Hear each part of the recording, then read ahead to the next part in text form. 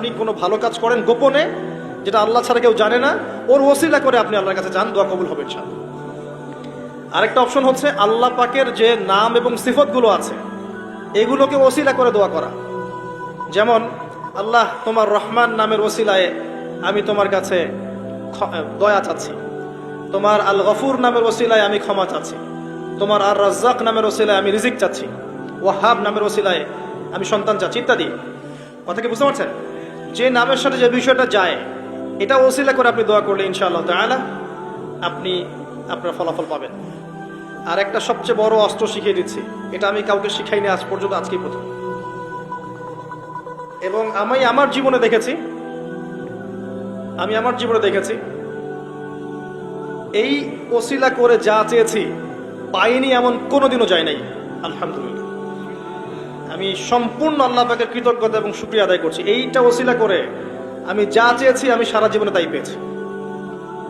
এবং আমি বিশ্বাস করি আমি যা পেয়েছি, এই বয়সে আমি যা পেয়েছি আল্লাহ পাক কোটি কোটি মানুষকে তা দেন নাই, এটা আমি বিশ্বাস করি। এই বয়সে আমি যা পেয়েছি আল্লাহ পাক আমাকে যা দিয়েছেন, যত দিয়েছেন, কোটি কোটি মানুষকে আল্লাহ পাক তা দেন নাই, আমি এমনটাই মনে করি। আমি কি শিখাই দেবো সেটা?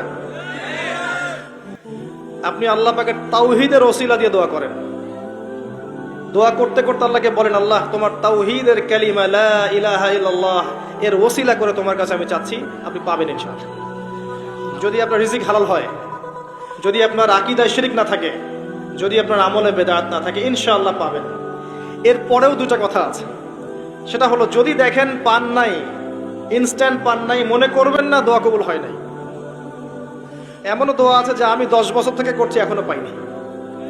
এমনও দোয়া আছে আমি নিজেই 10 বছর থেকে করছি, আমার কাছে মনে হয় 2009-10 সাল থেকে আমি করছি, এখন পর্যন্ত পাইনি, ইনশাল্লাহ পাবো।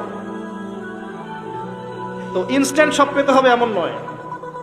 যদি দেখেন পান নাই, তার মানে 3টা বিষয় ঘটেছে। একটা, বান্দা দোয়া করেছে, সাথে সাথে কবুল করা হয়নি, আপনাকে এটা উপযুক্ত সময় দেয়া হবে ইনশাআল্লাহ। 2 নাম্বার, এই যে আপনি আল্লাহর কাছে চেয়েছেন, এর ওসিলায় আল্লাহ পাক আপনার আমল, আপনার তাকদীর থেকে কোনো বিপদ আপদ সরিয়ে দিয়েছেন, আপনি বুঝতে পারেননি। আপনি দোয়া করেছেন, হয়তো মনে হচ্ছে আপনি পান নাই, কিন্তু এর ওসিলায় আল্লাহ পাক আপনার তাকদীর থেকে কোনো বিপদকে মিটিয়ে দিয়েছেন, আপনি বুঝতে পারেননি। একটা হচ্ছে দুটার কোনোটাই হয়নি, পরকালে কিয়ামতের মাঠে আল্লাহ আপনাকে দিবেন জন্য জমা রেখেছেন। অতএব দোয়া করলে কোনো লস নাই।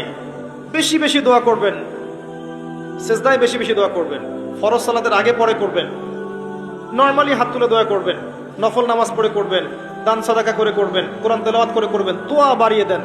আত্মশুদ্ধির কথা আমরা যে বলি না, কয়েকটা বিষয় জড়িত।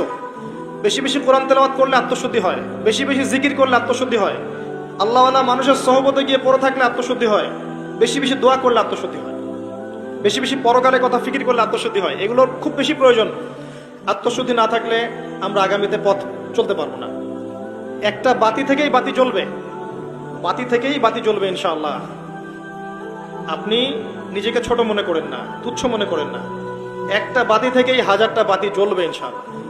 আগে নিজে ঠিক হন, তারপরে কু আনফুসাকুম ওয়া আহলিকুম নারা, নিজে জাহান্নামের আগুন থেকে বাঁচো, পরিবারবর্গকে বাঁচাও। পরিবারকে বাঁচান ভাই। পরিবার খুব কঠিন জিনিস, কারণ পরিবার কথা শুনতে চায় না। হ্যাঁ, দেখবেন মানুষ কথা শুনবে, পরিবারের লোক কথা শোনে না, এমন হবে। ওইখানে আপনাকে সবর করতে হবে। যদি দেখেন যে শেষমেশ দাওয়াত দিতে দিতে বুঝাতে বুঝাতে আর কথা শোনেই না, আপনি আলাদা হয়ে যান, তাও কথা বুঝতে পারেন নাই, আসহাবুল কাহফের মতো হয়ে যান, তারপরে আপোষ করেন না অন্যায়ের সাথে। কারণ এই ফিতনাগুলো আপনাকে আল্লাহর পথে চলতে দিবে না, বাধা দিবে, সারাদিন দুনিয়ার ফিতনায় ব্যস্ত রাখবে আপনাকে।